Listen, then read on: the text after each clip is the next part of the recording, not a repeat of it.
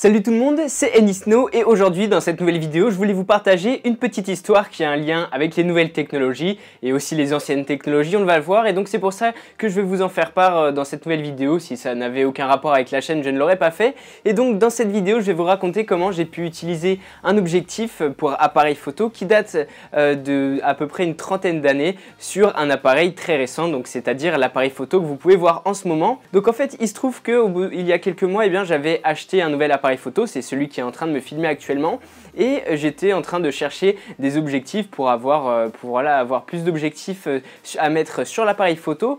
Et dans cette période où j'en cherchais un petit peu sur internet, il faut savoir que des objectifs ça coûte à peu près entre 300 € minimum jusqu'à 600, 1200, voire évidemment plus pour d'autres besoins, mais voilà, ça aurait tourné autour de 300 à 600 €. Et puis par hasard je cherche un petit peu chez moi et je tombe sur un appareil photo avec trois objectifs, mais pas n'importe quel appareil photo, il s'agit de cet appareil photo. En fait c'est le Canon AT1.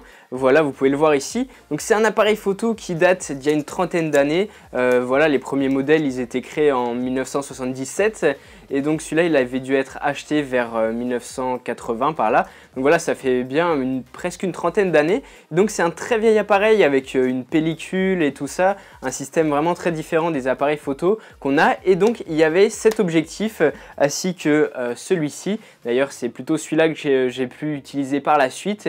Et encore un objectif que je vous n'ai pas encore montré là, mais voilà, c'est une autre distance focale, c'est pour voir beaucoup plus loin et ça ne répondait pas à mes besoins. Donc en fait ce que j'ai fait c'est que j'ai trouvé ça, je me suis dit est-ce que je peux utiliser cet objectif sur un nouvel appareil photo? J'ai fait des recherches un petit peu sur internet et puis je suis tombé sur un adaptateur qui permet d'adapter un objectif Canon de cette époque là, on va dire, à mon appareil, le Sony A5000 avec lequel je suis en train de filmer actuellement. Et en bricolant un tout petit peu et en utilisant cet adaptateur, ça a fonctionné. Donc je peux utiliser un objectif qui est vieux d'une trentaine d'années sur un appareil photo très récent, et donc c'est quand même assez impressionnant et j'ai pu faire de très belles photos. D'ailleurs vous pouvez le voir sur mon compte Instagram grâce à cet appareil photo. Donc évidemment à cette époque là le focus n'était pas automatique sur cet appareil photo et donc tout se règle manuellement, la mise au point. Vous pouvez aussi gérer l'ouverture pour laisser rentrer plus ou moins de lumière dans l'objectif et puis aussi pour créer un arrière-plan flou. C'est ce que j'ai pas mal utilisé dans mes photos Instagram et ça rend vraiment très bien. Et voilà, je trouvais ça vraiment comment dire, assez étonnant de pouvoir utiliser un tel objectif sur mon appareil photo. Donc voilà, je vous mets dans la description de la vidéo le lien de l'adaptateur si vous aussi par hasard chez vous retrouvez un appareil photo et que vous pouvez utiliser l'adaptateur sur un appareil photo de type Sony. Donc voilà, il faut bien regarder entre quel et quel appareil vous voulez faire fonctionner cet objectif, parce que évidemment ce ne sera pas exactement le même type d'adaptateur, mais voilà, sachez que c'est possible et je trouvais ça quand même assez amusant. Voilà, c'est tout pour cette petite histoire. N'hésitez pas à mettre un gros pouce bleu, un petit commentaire juste en dessous dans la description de la vidéo.